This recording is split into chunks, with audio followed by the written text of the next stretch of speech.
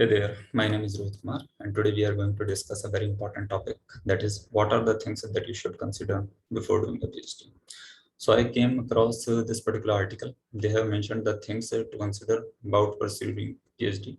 So here at this particular site, PhD portal, I found this article. So here they have mentioned that firstly you should decide your topic or the subject. It is pretty obvious because if you are not clear about your interest, then it is going to be really difficult for you to continue in your PhD. Because a PhD is not a short journey, it is not a MS or an tech program.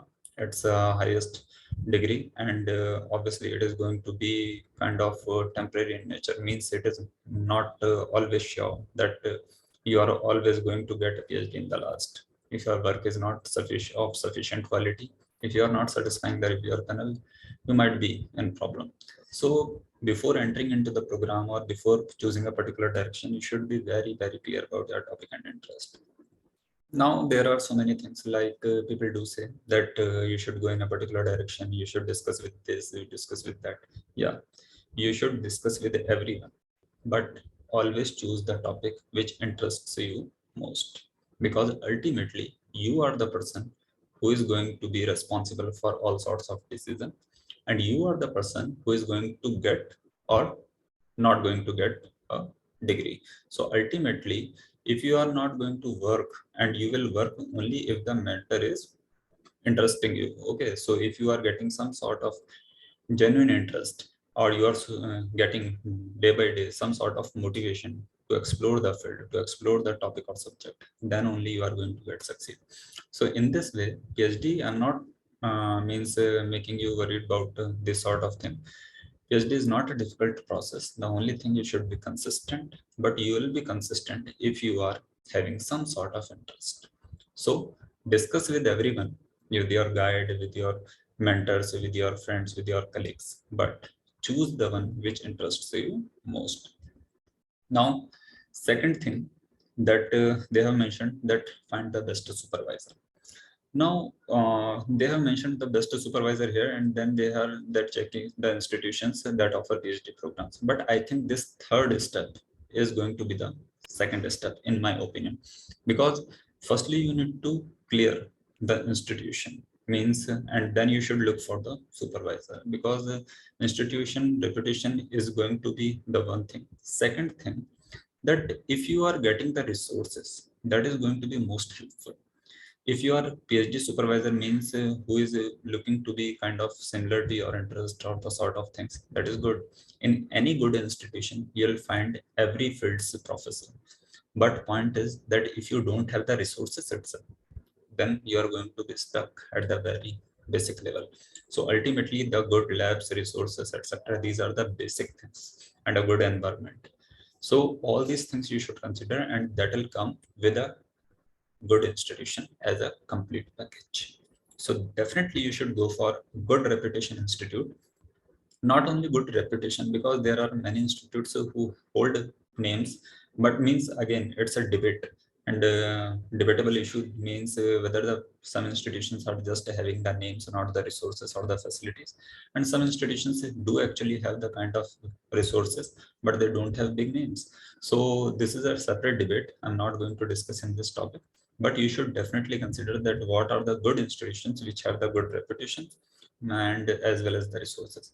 Why this reputation kind of thing? Because in India, this CFTI, centrally funded technical institution, and non centrally funded technical institution, these are the kind of two different categories, and many institutions are looking for these sort of criteria. Means you should have a PhD from a CFTI, then you might be in a problem. Means in a longer journey, there might be an issue. But again, I'm not saying that it is a permanent clarifying or the kind of basic guideline to classify the different sorts of users or the applicants, but it is a guideline for some of the institution, and you may find the newspapers and the cuttings also. People are looking for these sort of issues. Okay, now coming to the today's discussion. So here we are going to check, means in my opinion, you should check for the institution which is going to offer you good resources. Then you should come for the good supervisor. Now, what is the definition of good supervisor? The supervisor should be, obviously, he should be kind of motivating you, he should be kind of supporting you, and all these things. These are the common human level things. But he should be a kind of expert of your field, which is of your interest. Because if he is having the very genuine kind of experience in that particular field, then he is going to be really helpful for you. But if you are looking for a different professor and your interest is lying in a different field, then it is going to be clashing, because your guide or the supervisor might also struggle, might also, because he is experienced, he may catch up the things faster. But you are the fresher in a PhD program, so you will definitely struggle.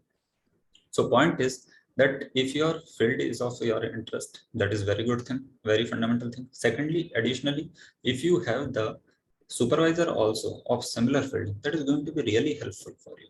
And in this way, you should go and check that what are the things your professor is having interest in.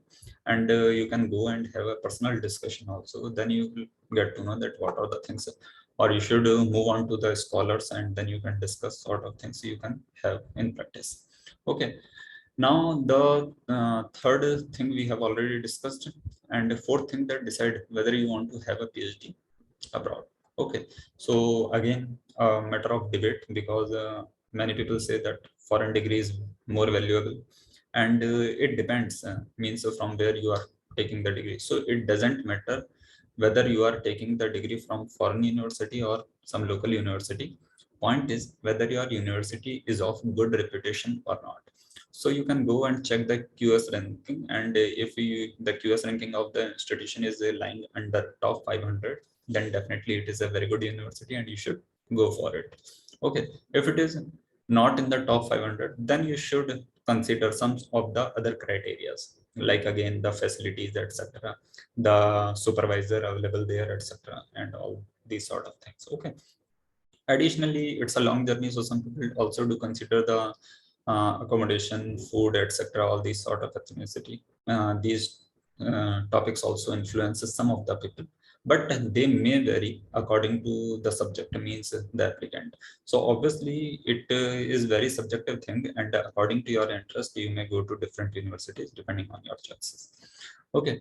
Then lastly, that are you eligible to pursue PhD in a country? Then obviously you should look for the visa requirement or the sort of things. These are some of the other things.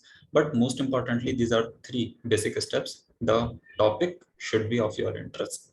Second thing, the institution should be good in reputation, and most importantly in resources.